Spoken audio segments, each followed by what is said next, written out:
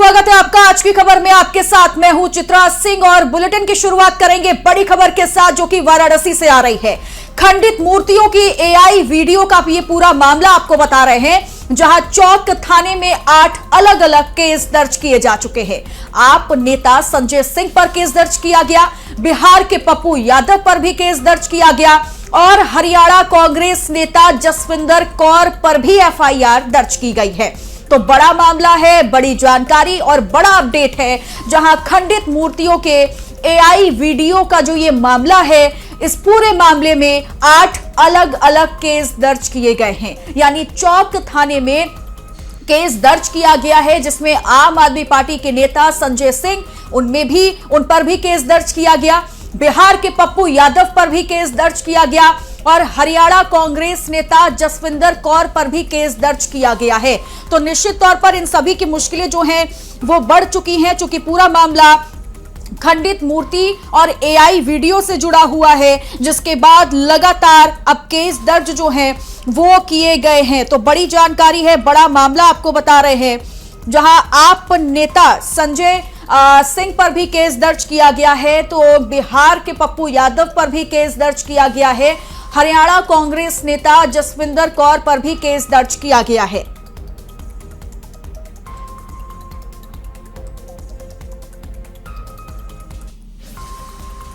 तो चौक थाने में देखिए अलग अलग जो ये केस है वो दर्ज हो चुका है, जिसमें पहला नाम संजय सिंह का आया है, दूसरा नाम बिहार के पप्पू यादव का है और तीसरा नाम जो है वो हरियाणा कांग्रेस के जो नेता हैं जसविंदर कौर, उन तीनों पर केस दर्ज हो चुका है। तो बड़ा मामला और बड़ी जानकारी, बड़ा अपडेट सामने आ चुका है।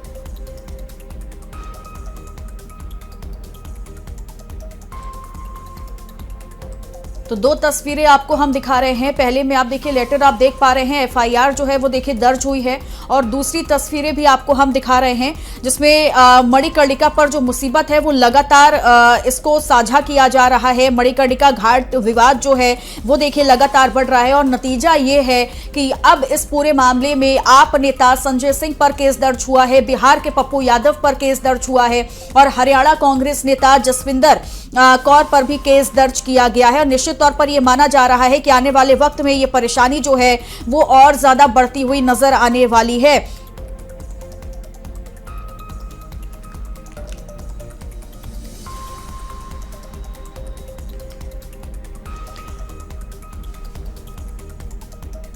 तो देखिए कल यानी शनिवार को वाराणसी के मणिकर्णिका घाट के एआई वीडियो मामले पर सीएम योगी ने भी कांग्रेस पर निशाना साधा था। सीएम योगी ने क्या कुछ कहा था, आपको यह भी सुनवाते हैं। मित्रों, कांग्रेस के द्वारा जो दुष्प्रचार किया जा रहा है वह एआई वीडियो बना करके, जो अपने आप में एक अपराध है, गुमराह करने का प्रयास हो रहा है। सनातन धर्मावलंबियों की धार्मिक भावनाओं के साथ खिलवाड़ हो रहा है। इनके द्वारा एआई जनरेटेड वीडियो बना करके मंदिर को तोड़ने का दुष्प्रचार फैलाया जा रहा है, जबकि हर व्यक्ति जानता है कि मणिकर्णिका में जो मंदिर हैं वे वहां पर वैसे मौजूद हैं, वे सभी इस प्रोजेक्ट के संरक्षण के पार्ट बनेंगे, क्योंकि घाट इसके बाद बनने हैं, इसलिए वे सभी मंदिर इससे संरक्षित होंगे। लेकिन इनके द्वारा लगातार जन भावनाओं के साथ खिलवाड़ करने के प्रयास किए जा रहे हैं और उन्होंने तमाम प्रकार से दुष्प्रचार करके इस प्रोजेक्ट को उनके द्वारा हर प्रकार से बदनाम और अपमानित करने का काम भी यहां पर किया जा रहा है। इसके साथ ही इनके द्वारा जो तमाम अन्य प्रकार के कार्य हो रहे हैं, यह जो दुष्प्रचार के कार्य हो रहे हैं, वह आवश्यक था कि काशी के विकास के बैरियर या काशी और देश के विरासत को अपमानित करने वाली कांग्रेस और उनके सहयोगियों या उनके ट्रेड्स जो भी इस प्रकार के लोग हैं, वे सभी इस बात को ध्यान में रखें कि यह उनके द्वारा जन भावनाओं के साथ खिलवाड़ करने का पाप हो रहा है और इस बात को कतई स्वीकार नहीं किया जा सकता है। विरासत का सम्मान कैसे होता है, यह हमें कांग्रेस से पूछने की आवश्यकता। और इस मामले में देखिए, कल अखिलेश यादव ने भी सरकार पर निशाना साधा था। अखिलेश यादव ने कहा था कि कौन सी ऐसी सरकार होगी जो अपनी ही धरोहरों को तोड़ रही हो। अखिलेश यादव ने आगे कहा, संरक्षण के नाम बीजेपी सरकार विरासत का नुकसान कर रही है। शायद दुनिया में कहीं ऐसा नहीं होता होगा कि अपनी पुरानी चीजों को तोड़ दें हम। हमारे पूर्वजों ने जो सजोया, जो बनाया, हम उसको नष्ट कर दें। ये दुर्भाग्य है कि ऐसी सरकार है जो हेरिटेज, हिस्ट्री को बर्बाद करना चाहती है। कम से कम वो लोग जो धार्मिक और सनातन की बात कर रहे हैं, तो जो हमारी परंपरा जिससे बचनी है, हमारा जो इतिहास जिससे बचना है, हमारी जो पुरानी पीढ़ी हमें दे के गई है, हमारी इस पीढ़ी की जिम्मेदारी बनती है कि अगले पीढ़ी तक कैसे सजो करके ले जाएं, कैसे संरक्षण करके ले जाएं। इन्हें संरक्षण करना चाहिए, इतिहास को और अच्छा बनाना चाहिए, बल्कि इतिहास को नष्ट नहीं करना चाहिए। ये रोकना, भगवान सबके हैं और यहाँ तक हमारा जो सनातन धर्म ये कहता है भगवान आपके अंदर भी हैं, भगवान इसके यहाँ भी हैं, भगवान इन सब के लोगों के भी हैं। तो ये जो हमारा बांधने का काम कर रहे हैं, हमारा धर्म कभी बांधता नहीं है लोगों को, हमारा धर्म सबको जोड़ता है। जो धर्म का रास्ता है, सत्य का रास्ता है, जोड़ने का रास्ता है, वो सनातन रास्ता है। जो लोग ये काम कर रहे हैं वो सनातनी नहीं हो सकते। इस मंदिर का रेस्टोरेशन हो और अच्छा हो और क्षण हो, लोगों को और सुविधाएं मिलें। जो श्रद्धालु आ रहे हैं या जो यहाँ मंदिर के दर्शन के लिए आते हैं, उनको सुविधाएं मिलें, उनको वॉशरूम मिल जाए, उनको बैठने का स्थान मिले। जो हमारे बुजुर्ग हैं उनकी व्हीलचेयर कैसे चले, आराम से वो जा सकें, वो व्यवस्था बनेगी तो मैं समझता हूँ और देश के लोग यहाँ पर आए। और हमारे सहयोगी दीपक हमारे साथ जुड़ गए हैं तमाम जानकारी के साथ। दीपक, प्रशासन ने भी ये माना है कि कुछ मूर्तियां खंडित हुई हैं बुलडोजर की वजह से, क्या सच्चाई है और अभी किस तरीके से आगे जांच जो है वो आगे बढ़ी है? जी देखिए, पूरा मामला मां अहिल्याबाई होलकर की मूर्ति को लेकर है। पूरा घमासान जो है वो मचा हुआ है मां अहिल्याबाई मूर्ति को तोड़ने को लेकर। ऐसे में कल मुख्यमंत्री योगी आदित्यनाथ आते हैं, वो कहते हैं कि काशी के छवि को धूमिल करने का प्रयास किया जा रहा है विपक्ष की तरफ से, और यूं कह लिया जाए कि समाजवादी पार्टी और कांग्रेसियों का ये साजिश है। ऐसे में ये भी कहा गया सीएम योगी आदित्यनाथ की तरफ से कि मेरे को खुद आना पड़ा काशी में इस प्रोजेक्ट को देखने के लिए, इसका निरीक्षण करने के लिए, क्योंकि जिस तरह से विपक्ष और कांग्रेस की अगर बात कर रहे थे सीएम योगी आदित्यनाथ की, उनका कहना था कि उन्होंने एआई जनरेटेड वीडियो को जारी किया। तमाम वो लोग थे विपक्ष के जो एआई जनरेटेड वीडियो को जारी किए और मां अहिल्याबाई होलकर का अपमान करते नजर आए। ऐसी कोई चीजें नहीं है जो कि सीधी तौर पे देखा गया। तो आपको बता दें कि देर शाम 8 लोगों के ऊपर एफआईआर दर्ज होता है। ऐसे में आम आदमी पार्टी के जो है कि संजय सिंह होते हैं, पप्पू यादव होते हैं बिहार के नेता, वह तमाम ऐसे नेता होते हैं जो ट्विटर हैंडल पे वीडियोस को शेयर करते हैं। उसके बाद प्रशासन जो है संज्ञान में लेती है और संज्ञान में लेने के बाद उन पर एफआईआर दर्ज करती है। ऐसे में समझना होगा कि जब जिलाधिकारी महोदय से बात होती है, जब वीडियोस वायरल होता है बुलडोजर की कार्रवाई वाली मणिकर्णिका घाट की, तो सत्येंद्र कुमार जो जिलाधिकारी वाराणसी के, कहते हैं कि ये एआई वीडियो है और ऐसी कोई वीडियो अभी जारी नहीं हुआ है, इसको भ्रामक वीडियो बताया गया। ऐसे में सीएम योगी आदित्यनाथ आते हैं, वो भी कहते हैं कि कांग्रेसियों की एक साजिश है और एआई वीडियो को जनरेटेड किया गया है और मां जो अहिल्याबाई की मूर्ति है उसको खंडित करने को बताया जा रहा है, लेकिन ऐसा कुछ वातावरण, जो ऐसा कुछ कार्रवाई है वो नहीं देखने को मिल रहा है। ये भी कहा गया कि पुनर्निर्माण का कार्य चल रहा है। तो ऐसे में अब समझना होगा कि किस तरह की साजिश की जा रही है। सत्ता पक्ष एक और बचाव कर रहा है, वहीं विपक्ष दूसरी तरफ हमला दे रहा है कि सीधी तौर पे मां अहिल्याबाई का अपमान किया जा रहा है, विकास के नाम पे धरोहरों को तोड़ा जा रहा है, सांस्कृतिक धर्मों को कहीं ना कहीं खंडित किया जा रहा है। तो वहीं दूसरी ओर ये भी कहा जा रहा है, नीलकंठ तिवारी जो कि दक्षिणी के विधायक है, वो सीधी तौर पे कहते हैं कि ऐसा कोई चीजें नहीं है। जब पुनर्निर्माण होगा तो जो भी मूर्तियां छोटी छोटी खंडित होंगी उन्हें स्वयं पुरस्थ जो है कि स्थापित किया जाएगा। जो कॉरिडोर होगी, जो पुनर्निर्माण के जो दायरे होंगे, उनमें उनको स्थापित किया जाएगा। और इस तरह की कोई भी चीजें नहीं है जिसे कांग्रेस की तरफ से दिखाया जा रहा है। तो कल देर शाम जो है कि 8 लोगों के ऊपर एफआईआर दर्ज होती है और जो जीवीएस कंपनी के प्रोजेक्ट डायरेक्टर होते हैं उनके तहरीर पर मुकदमा दर्ज होती है चौक थाने में। तो ऐसे में अब समझना होगा कि मणिकर्णिका पुनर्निर्माण का जो कार्य हो रहा है, क्या अब इसमें पॉलिटिकली स्टैंड आ रहा है या इस पर कुछ और चीजें देखने को मिलेगी। तो ये कुछ काफी जो है कि समझना होगा। लेकिन सबसे बड़ा सवाल जो है, चाहे वो कांग्रेस की तरफ से हो, चाहे वो अखिलेश यादव समाजवादी पार्टी के प्रमुख है,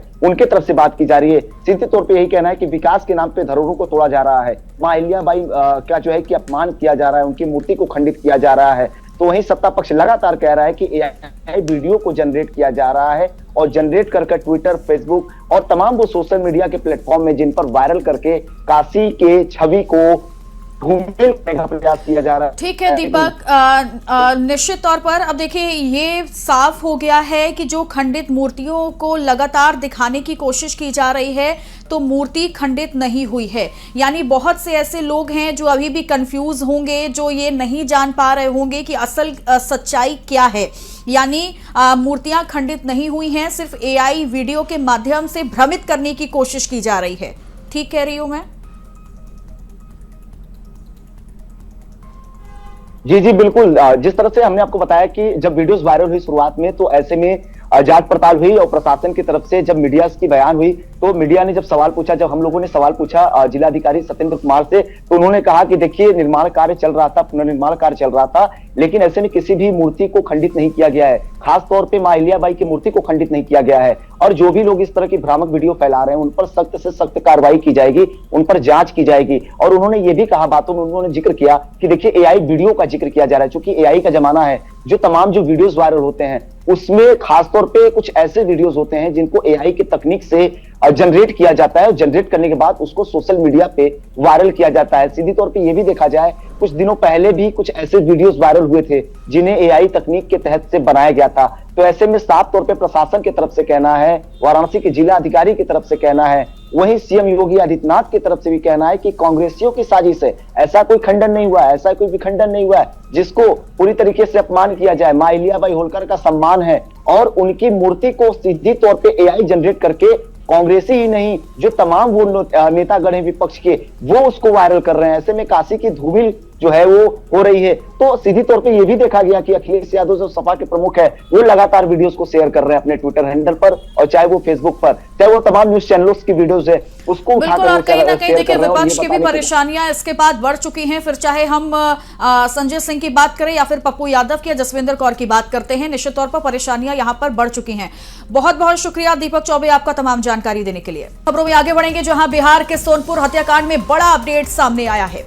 शव को ठिकाने लगाने के लिए इस्तेमाल हुई मुजफ्फरपुर में तैनात दरोगा संतोष रजक की स्कॉर्पियो को वैशाली के लालगंज से जब्त किया गया, जो सारण के सोनपुर में हुई एक हत्या के बाद सामने आया, जिसमें दरोगा की निजी गाड़ी का इस्तेमाल होने का आरोप लगा था। और पुलिस ने यह कार्रवाई करते हुए उसे लालगंज थाना क्षेत्र के जलालपुर गांव से बरामद किया है।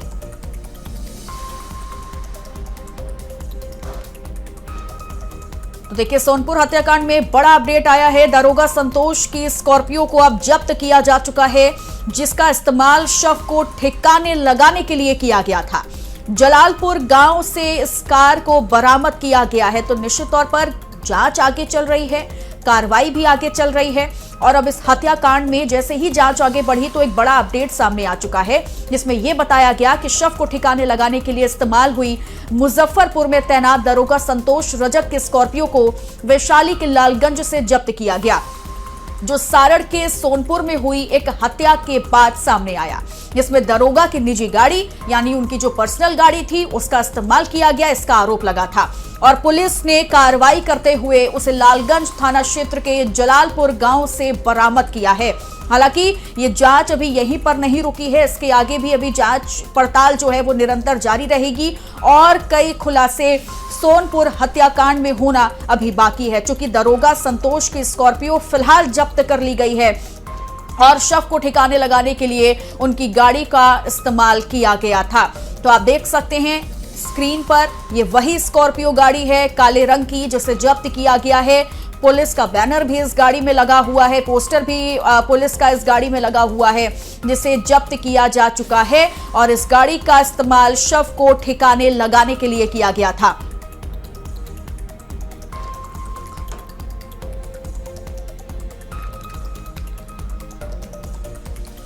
तो सोनपुर हत्याकांड से जुड़ा बड़ा अपडेट सामने आ चुका है।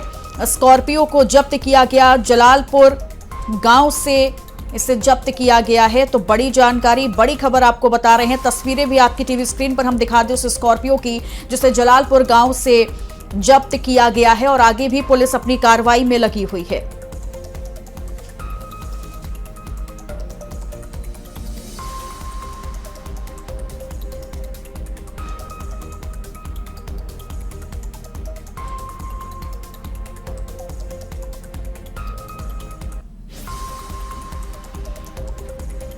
तो ये बड़ी जानकारी, बड़ी खबर। हालांकि पूरा मामला देखें, बिहार के वैशाली जिले के सोनपुर में किस तरीके से नवविवाहिता हत्याकांड ने पूरे इलाके को हिला कर रख दिया था और इसके बाद से ही लगातार अलग अलग एंगल से इस पूरे मामले की जांच की जा रही थी। लेकिन सबसे बड़ा चौंकाने वाला खुलासा ये हुआ कि हत्या और शव को ठिकाने लगाने के लिए जिस स्कॉर्पियो गाड़ी का इस्तेमाल किया गया वो मुजफ्फरपुर में तैनात एक दरोगा की है। गाड़ी के मालिक पानापुर करियात थाना में पदस्थापित दरोगा संतोष कुमार रजक हैं। दो तस्वीरें भी आपको हम दिखा रहे हैं और ये तस्वीर आपको हम दिखा दें जो कि जब इस शव को ठिकाने लगाया गया था उसका सीसीटीवी फुटेज भी सामने आया। किस तरीके से स्कॉर्पियो गाड़ी के अंदर उस शव को लाया जाता है और उस शव को बाहर ही फेंक दिया गया। दो तस्वीरें, पहली तस्वीर में जब इस गाड़ी को जब्त किया गया था, पुलिस भी वहां पर मौजूद रही है तो उसका फुटेज भी सामने आया है और दूसरी तस्वीर आपको हम उस दौरान की दिखा रहे हैं जब नवविवाहिता के शव को ठिकाने लगाने के लिए इस गाड़ी का इस्तेमाल किया गया था, जो कि एक दरोगा की गाड़ी है। जो बेहद चौंकाने वाला खुलासा ये हुआ है।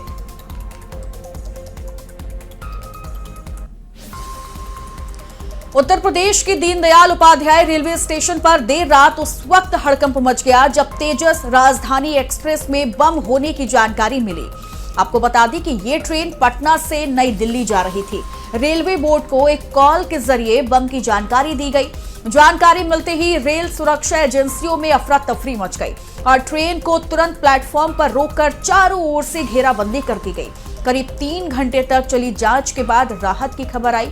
सुरक्षा एजेंसियों को ट्रेन में ना तो कोई विस्फोटक पदार्थ मिला और ना ही कोई संदिग्ध वस्तु।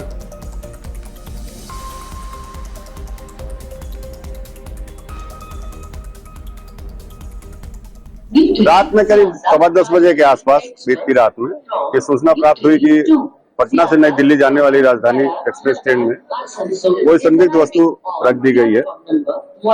इस सूचना को प्राप्त होने के उपरांत पूरे ट्रेन की जांच बम डिस्पोजल टीम तथा अन्य डॉग स्क्वाड टीम के द्वारा कराई गई। पूरे जांच के उपरांत कोई भी संदिग्ध वस्तु नहीं पाई गई। तेलंगाना के छात्र रोहित वेमुला की मौत को 10 साल पूरे हो चुके हैं। जनवरी 2016 में रोहित वेमुला की मौत के चलते विश्वविद्यालयों में दलितों के खिलाफ भेदभाव को लेकर देशव्यापी प्रदर्शन हुए थे।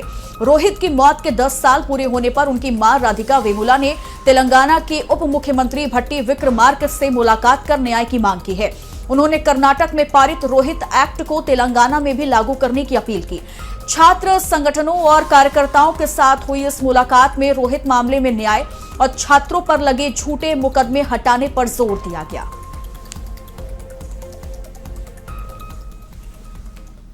आप सभी को जय भीम। ये रोहित वेमुला के मां राधिका वेमुला है। इन्होंने जो भी कहा है वो आपको बोल रहा हूँ। पहले तो यहाँ के तेलंगाना के डिप्यूटी सीएम उनको आज मिलने हुआ था। उनसे मिलके कुछ बातें करे थे। उसमें से पहली बात यह है कि जो भी अभी रोहित वेमुला के केस में अभी तक जो भी केस पीछे चल रहा है, अभी जस्टिस नहीं हो रहा है, उसको थोड़ा आगे बढ़ा के उसको सही तरह से जस्टिस करने के लिए पूछा था। और दूसरी बात यह है कि जो भी रोहित वेमुला के साथ जो भी छात्र स्टूडेंट्स थे उन पे रखे गए फॉल्स केस को हटा देने के लिए पूछा था। तो ये दो बातें रखे थे। तो उन्होंने सही से करने के लिए उन्होंने बात की थी। और तीसरा जो भी रोहित एक्ट कर्नाटका गवर्नमेंट ने जो भी बिल पास किया है उनको सभी को पूरा नाम से धन्यवाद। स्पेशली वो डिप्टी सीएम और सीएम साहब को बहुत बहुत थैंक्स बोल रहे हैं मम्मी। लखनऊ में विधान भवन परिसर में 18 से 23 जनवरी तक राष्ट्रीय सम्मेलन आयोजित किया गया। इस दौरान 86वां अखिल भारतीय पीठासीन अधिकारी सम्मेलन और 62वां सचिवों का सम्मेलन प्रस्तावित है। सम्मेलन के मद्देनजर 19 से 21 जनवरी तक यातायात डायवर्जन लागू रहेगा। सुबह 8 बजे से रात 8 बजे तक सामान्य यातायात प्रतिबंधित रहेगा। जीपीओ, विधानसभा और रॉयल होटल रोड को नो व्हीकल जोन घोषित किया गया। आपको बता दें कि रोडवेज और सिटी बसों का संचालन सिकंदरबाग, बंदरियाबाग और 1090 कैंट मार्ग से किया जाएगा।